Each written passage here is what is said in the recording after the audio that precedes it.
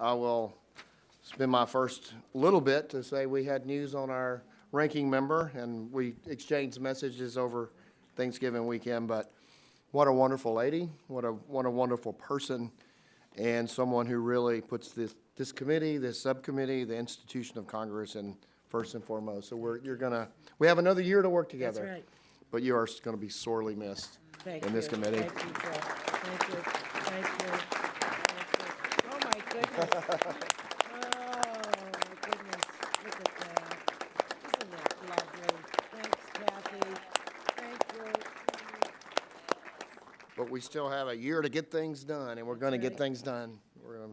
So I'd just like to thank our witnesses for being here today.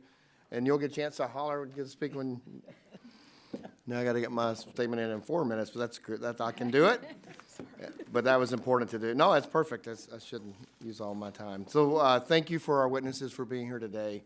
This hearing cannot be timelier as our committee and the Congress as a whole looks at issues regarding artificial intelligence.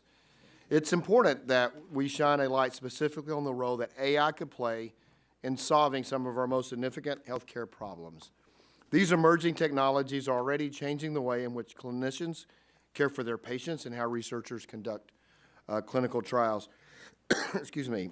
As AI continues to drive innovation in healthcare, it is essential that Congress examine the meaningful benefits that any potential unintended consequences that these technologies could have.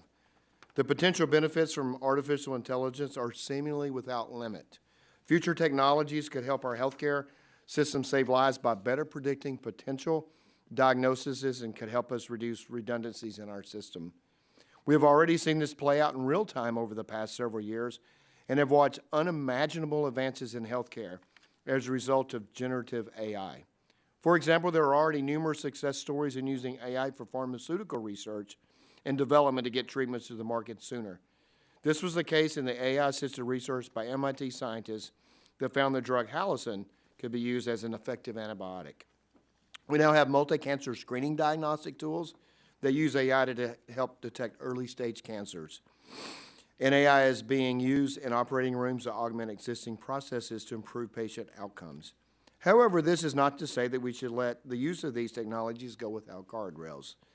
Over the next several months, years and years, policymakers and those in the health industry will need to answer some fundamental questions regarding the role AI will play in our healthcare system, including, are the technologies trained with supervised AI using human-generated inputs to drive outcomes?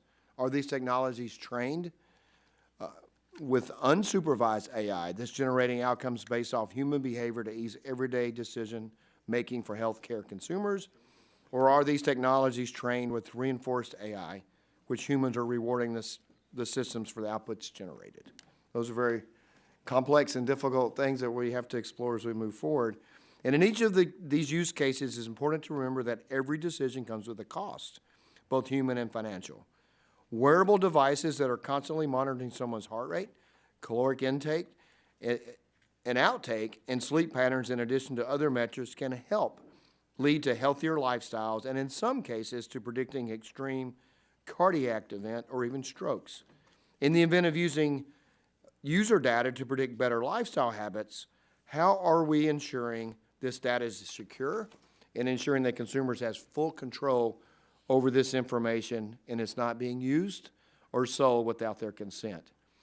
In the event of predicting a major health event, are there protocols that should be considered to ensure individuals aren't taking unnecessary trips to the emergency room and potentially incurring significant health care debt as a result? In closing, I support the real possibilities AI can bring to our healthcare system and most importantly to patients. We should give the technology the license to coexist alongside clinicians, patients, and innovators as well as regulators while also remaining vigilant of how this technology is being used. I look forward to the discussion today, and I will yield back and to continue my